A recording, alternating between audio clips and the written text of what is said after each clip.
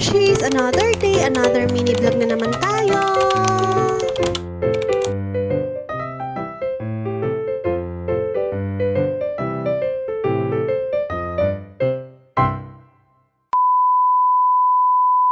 Pagkagising ko nga sa umaga ay agad ko nga binubuksan itong bintana para nga pumasok ang sariwang hangin. Pagkatapos nga niya na ipapagpagin ko nga itong aming hinigaan at tituklupin ko nga itong aming mga kumot. Holiday nga ngayong araw kaya ngayong nakausap ko na gagawa ng bubong doon sa aming lilipatang bahay ay hindi daw muna gagawa ngayon. Kaya nga wala muna tayong update doon sa aming pinapagawang bahay at dito na nga lang muna tayong maglilinis sa bahay nila nanay. Sobrang favorite nga ni Ellie itong trending na kanta ni Shaira at kahit nga siya ay may ginagawa ay lagi niyang nakatugtog yan sa cellphone. Lumabas na nga kami ng kwarto pero sumalubong nga sa akin agad itong aking mga tiklupi na dito ko nga pala nailagay kagabi. Dahil nga hindi ko muna ito maaasikaso today dahil nga medyo tinatamad-tamad pa nga tayo kaya nga ililipat ko na nga lang muna ito dito sa kwarto. Mamaya ko na nga lang yan titiklupin kapag nga pinasukan na ako ng espiritu ng kasipagan.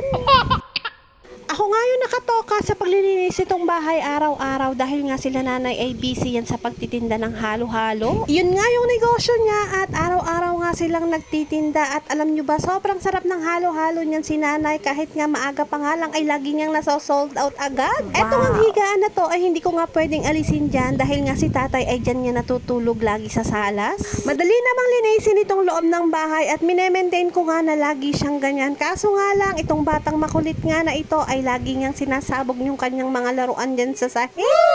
Kapag nga umalis na nga kami dito sa bahay ay ang matitira na nga lang dito ay si nanay at si tatay at siguradong malulungkot talaga sila. Pero syempre kahit nga kami ay hihiwalay na ng bahay ay lagi pa rin namin siyang dadalawin araw-araw at bibigyan ko nga lagi ng ulam. Kung nakikita nyo nga po mga momshies ay ito pong bahay nila nanay ay maayos na maayos pa at marami nga pong mga gamit. Pinaganda ko nga po ng maigi itong bahay at lahat nga po ng gamit dito ay halos ako po lahat ng bumili. Wow! Syempre sa pag-alis namin, alangan naman kuhanin ko naman itong aking mga nabili ay syempre nakakahiya naman kay nanay at kay tatay. Itinuturing ko na lamang na ito ay regalo ko sa kanila katumbas ng kanilang pagpapaaral sa akin at pagpapalaki ng maayos. Wow! Hindi naman naging biro ang kanilang paghihirap para mapalaki kaming magkakapatid at ito na nga lang yung aking maisusukli sa kanila dahil nga sa lahat ng ginawa nila para sa aming pamilya. At bago pa nga ako maiyak ay natapos ko na ngang linisin yung salas at eto na nga naghuhugas na nga ako ng mga natirang mga pinggan kagabi. Dahil nga holiday ngayon at nandito nga kami lahat kaya nga napagdesisyon na namin na kami nga ay magpipiknik at magsiswimming nga yung mga bata sa inflatable pool. Namalengke na nga sila nanay at nagpabili na nga ako ng tilapia para nga daw iyon ay iihawin. Natapos na nga ako dito at eto na nga ay sobrang linis na nga nitong aking lababuhan. Eto nga pala ay aking DIY lang mga momshies. Gumamit lang ako ng vinyl stickers at saka wallpaper para nga ito ay maging aesthetic. Paglabas ko nga mga momshies ay andito na nga ang aking hipag at inaayos na nga niya yung inflatable pool na gagamitin na pagsiswimming ng mga bata.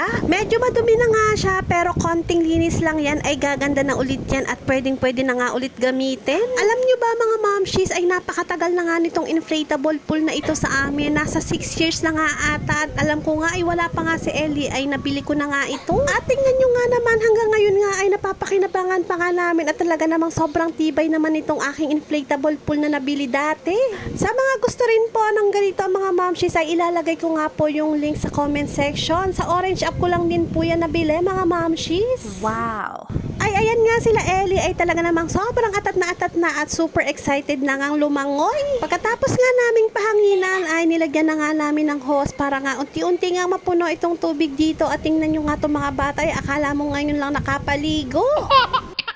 Dahil nga summer na ay talaga namang sobrang tindi talaga ng init ng panahon ay talaga namang sobrang sarap talagang lumublob ngayon talaga sa mga tubig. Dito na nga lang namin nilagay sa may kubo nila nanay dahil nga medyo maluwag pa nga dito. Habang busy nga itong mga bata sa paglalangoy dito sa inflatable pool tapos yung hipag ko nga ay busy naman sa pagluluto ng uulamin namin ay eto naman ako ay nasa Gedli pa chill lang. Pa-chill-chill nga lang dito sa Gedli habang kumakain nga ng halo-halo at siomay. O siya mga momshies, hanggang dito na lamang po ang ating mini vlog for today. Marami pong salamat sa inyong panonood. Bye-bye!